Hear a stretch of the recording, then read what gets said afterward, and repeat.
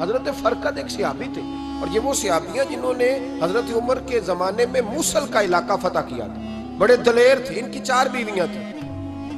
تو کہتے ہیں جب بھی یہ گھر میں آتے تو خوشبو اتنی اعلیٰ لگا کے آتے کہ ہم حیران ہو جاتے۔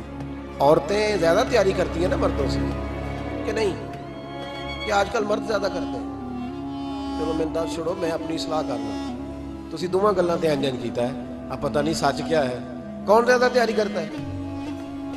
چلو بیٹھے جو مرد نے، ویسے میرے پاس جو اخباری تراشیں ہیں ان میں یہ لکھا ہے کہ آج کل مردوں کے میک اپ پہ زیادہ خرچ آتا ہے، تحقیقی رپورٹ، اور پاکستان میں سب سے زیادہ جو اخراجات ہیں وہ میک اپ کے سامان کے ہیں۔ پہلے لڑکیاں بیوٹی پارلر جاتی تھی، اب لڑکے بھی جاتے ہیں۔ پہلے صرف دلہن جاتی تھی، اب سارا خاندان جاتا ہے۔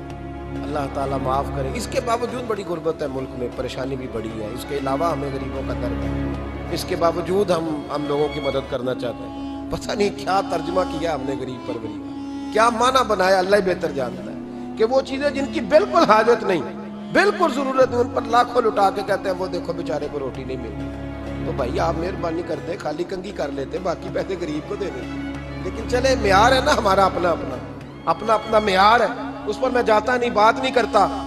نبی کریم علیہ السلام کے صحابی، ان کی ازواج کہتی ہیں کہ اب عورتیں زیادہ تیاری کیا کرتی تھی، لیکن وہ جب گھر آتے نا تو اتنی خوشبو لگاتے، کہتی ہم چاروں مل کے کوشش کرنے لگی، ڈھونڈنے لگی کہ وہ خوشبو کا پتہ کریں جو یہ لگاتا ہے۔ ہم نے بازار سارے تلاش کر لیے۔ عرب کے اندر آج بھی خوشبو کا بڑا شوق ہے، اور بڑی مہنگی خوشبو ملتی ہے، کبھی آپ بازار جائیں، کہتی ساری خوشبوئیں لگا لی، تھک گئی۔ ایک دن چاروں سوتنے مل کے بیٹھی، کہنے لگی ہم نہیں اس کا مقابلہ کر سکتے، آج پوچھ ہی لے کہاں سے خوشبو لگاتا ہے، پوچھ ہی لیتے ہیں، چلو بات ہی ختم ہو جائے، پوچھ لیں۔ یہ ہم جتنی مرضی آلہ لگائیں، جب یہ آ جاتا ہے نا، کچھ لوگ میرے محفل ہوتے ہیں، جہاں آ جاتے ہیں وہاں چھا جاتے ہیں، تو یہ جب آتے ہیں تو چھا ہی جاتے ہیں۔ کیا کریں، اس طرح کا میرے محفل ہے، کیا کریں اس کا؟ فرمانے لگی ایک دن چاروں سوتنوں نے مل کے ان کو بٹھا لیا، کہنے لگی بتاؤ تو صحیح خوشبو کون سی لگاتے ہو؟ کہنے لگے کوئی بھی نہیں، کبھی لگائی نہیں، آج تک نہیں لگائی۔ تو کہتی ہیں بیویاں کہنے لگی صحابہ تو غلط بیانی نہیں کرتے، پر آپ کیا بات کر رہے ہیں، یہ کیسے ہو سکتا ہے کہ آپ آتے ہیں تو ہم حیران ہو جاتی ہیں۔ فرمانے لگے جس دن کی تم لگی ہوئی ہو نا میری خوشبو کا مقابلہ کر دے، مجھے پہلے دن کا ہی پتا ہے۔ تو میں نے کہا چلو زور لگا ہی لے، دیکھ ہی لیتے ہیں کہاں تک بات جاتی ہے تمہارے پاس، جتنا زور لگا لو۔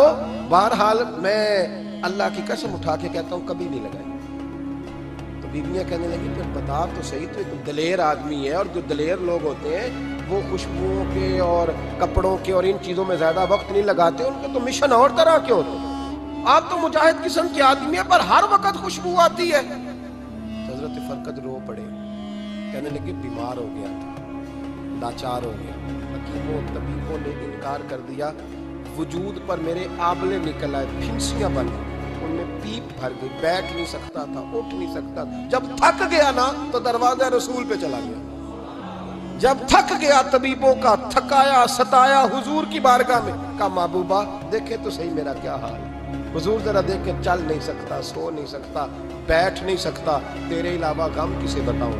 کہتے ہیں حضور نے فرمایا 70 ڈھانپ لے، باقی سارے کپڑے اتار لے، 70 ڈھانپ لے۔ کہتے ہیں ٹخنوں سے لے کر ناف تک میں نے 70 ڈھانپ لی، باقی سارے کپڑے اتارے۔ حضور کیا کریں گے؟ فرماتے ہیں نبی پاک نے دست مبارک اٹھایا، برف سے ٹھنڈا، کستوری سے زیادہ مہکنے والا، فرماتے ہیں پورے وجود پر میرے حضور نے دست مبارک ایک دفعہ لگا دیا، اب جدھر جدھر سے گزرتا ہوں ساری دنیا خوشبو سے بھر جاتی ہے۔ یہ نبی پاک کا دیا ہوا نور ہے، یہ حضور کی عطا کردہ شفا ہے، یہ رسول پاک کے حسن کی خیرات ہے۔ ایک شاعر نے ایک فقرہ کا کمال کر دی، کہنے لگا ظلمت کو ان کے نور نے کافور کر دیا، جس پر پڑی نظر اسے بھی نور کر دیا۔